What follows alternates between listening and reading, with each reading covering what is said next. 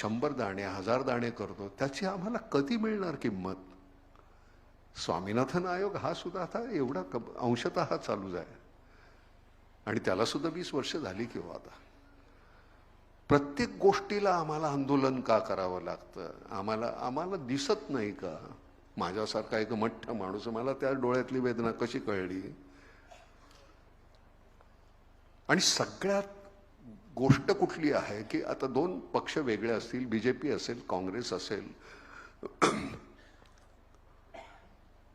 तुमचे आचारसंहिता तुमची काय जी असेल ती, तुमचे विचार काय असतील तुमच्या पक्षाचे, प्रत्येकाची पुस्तिका वेगळी. आपलं तसं नाही, आपण सगळेच एकाच विचारानं आपण आहोत. हे पाण्याच्या संदर्भातल्या मुळामध्ये सुरू झालेलं पाणी हे सुरू झालं ते आत्महत्येपासून सुरू झालं होतं.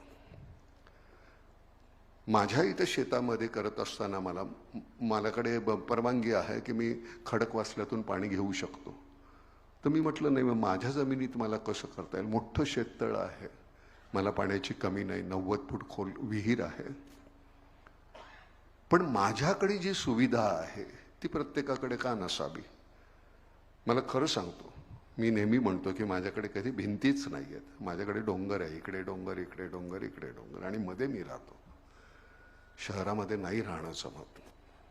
आम्हाला वेळच नाही आहे. माझ्याकडे कुठेतरी काहीतरी एवढं शिजलं जायचं, ते पलीकडे जायचं, तिकडे शिजलं की आमच्याकडे याचा वास यायचाच ना. भिंती होत्या पण भिंती नव्हत्या आमच्या शेजाराला पूर्वी. आता तसं नाही, पलीकडे काही झालं तरी आमच्याकडे उत्सव चालू असतो.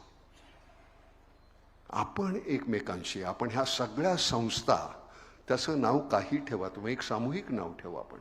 आपण एकत्र ही चळवळ म्हणजे केवळ बोलण्यासाठी किंवा भाषण करतोय आपण असं तसं नाही. चळवळ आतूनच ते यायला पाहिजे. जसं म्हणतो की माझं गावच माझा भारत आहे, बस तेवढं पुरतंच करा.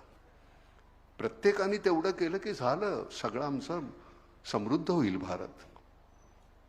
पण आमचा गोंधळ कसा आहे, मला त्यातला श्रेय, आम्ही हे केलं, मग माझी तुमच्याबरोबरची स्पर्धा, तुलना, आणि त्यातून मग मी तुमच्यापेक्षा जास्त कसा?